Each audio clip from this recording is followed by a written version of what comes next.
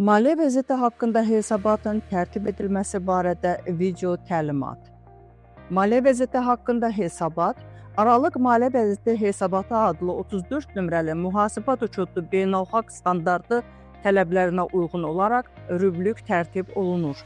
Maliyyə vəziyyəti haqqında hesabatın tərtib edilmə tarixləri 1-ci rübün sonuna 31 mart, 2-ci rübün sonuna 30 iyun, 3-cü rübün sonuna 30 sentyabr və 4-cü rübün sonuna 31 dekabr hesab olunur. Həmin hesabatların müvafiq olaraq aprel ayının 20-sinədək, iyul ayının 20-sinədək, oktyabr ayının 20-sinədək və növbəti il yanvar ayının 20-sinədək aidiyyəti üzrə təqdim edilməsi tələb olunur. Maliyyə vəziyyəti haqqında hesabat dövlət müəssisəsinin icra orqanının rəhbəri tərəfindən elektron imza və elektron sənəd haqqında Azərbaycan Respublikasının qanununa uyğun olaraq elektron sənəd formasında Maliyyə Nazirinə təqdim edilir. Maliyyə vəziyyəti haqqında hesabatın müvafiq maddələri üzrə hesabat dövrünün, yəni müvafiq rübün sonuna olan göstəricilər 4-cü sütunda, əvvəlki hesabat ilin sonuna olan göstəriciləri isə 5-ci sütunda əks etdirilir.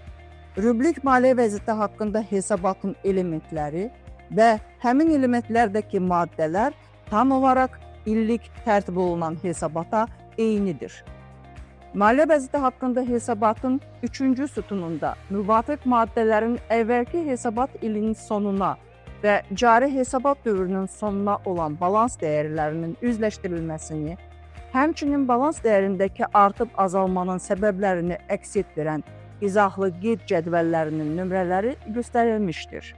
Məsələn, torpaq tikili və avadanlıq maddəsinin qarşısında 3-cü sütunda forma 3, 1, 2 qeydi gördükdə mühasib həmçinin həmin cədvəli tərtib etməlidir.